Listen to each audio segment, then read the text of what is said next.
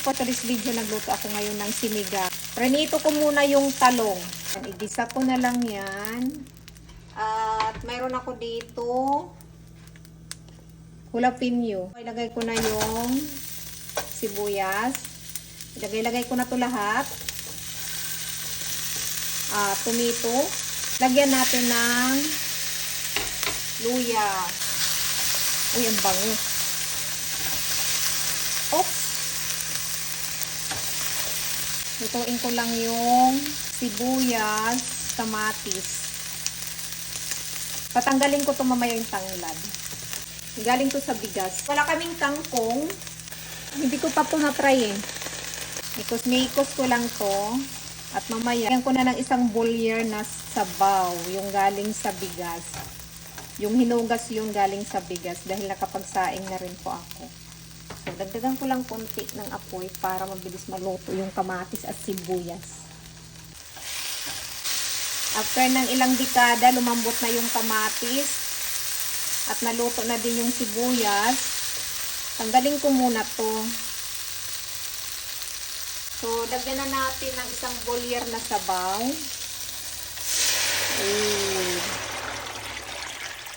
Galing ko sa bigas. Konting asin muna. Wala akong patis dito. So, asin-asin tayo. At maglalagay lang din ako ng paminta.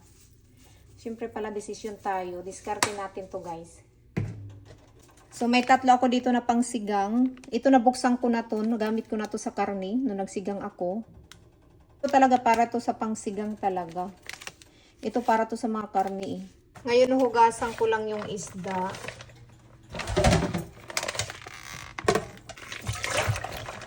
Matigas pa siya oh. Naka-frozen pa siya.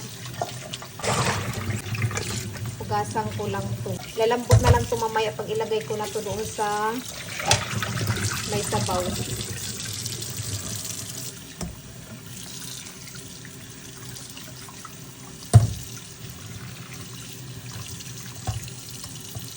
At ito naman yung ilalagay natin dahil wala tayong kangkong.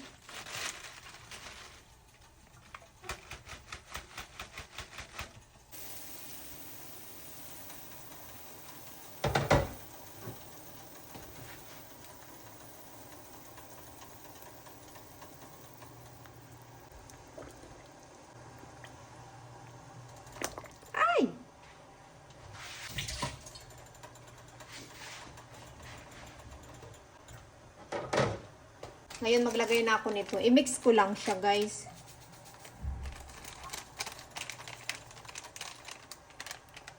Sampalok. Maasim naman din yung sampalok. Kunti lang ilalagay ko. Gusto ko ito yung maasim. Yung kulay niya talaga pang sinigang.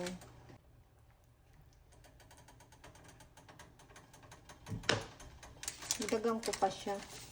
Para matapang.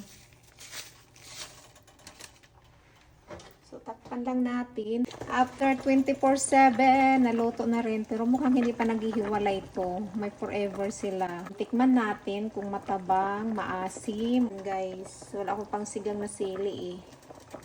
So, yan yung gamitin natin. At tikman natin kung maasim pa siya, maalat, o matabang. Bakit ang hilig ko sa paminta? Basta magpapaminta talaga ako. Bahala kayo guys. Matabang pa siya. At kunting asin pa. Asin. Nadagdagan ko pa siya ng...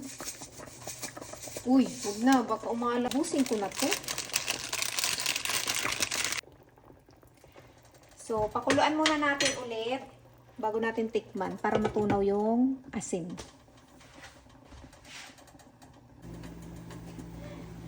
Titikman ulit natin after ng 2 araw na pagluluto.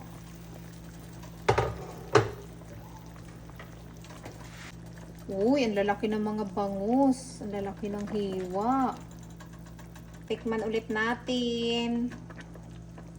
Pang 10 tikim na to guys. Ay, ang sarap. Ang yummy. So, ito yung pranito natin na talong. Siyempre, pala desisyon tayo. Ilalagay na natin yan. Ay, saglit lang. Tanggalin muna natin to. Ang sarap ng pagkaasim niya.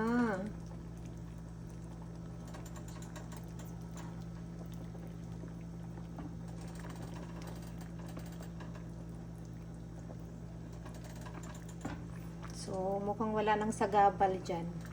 First time ko to ginawa. Yung pranito muna yung talong. Siyempre, pala desisyon tayo. Ilagay na natin yung huli, yung gulay. Pero patayin na natin. Kasi mabilis lang yon.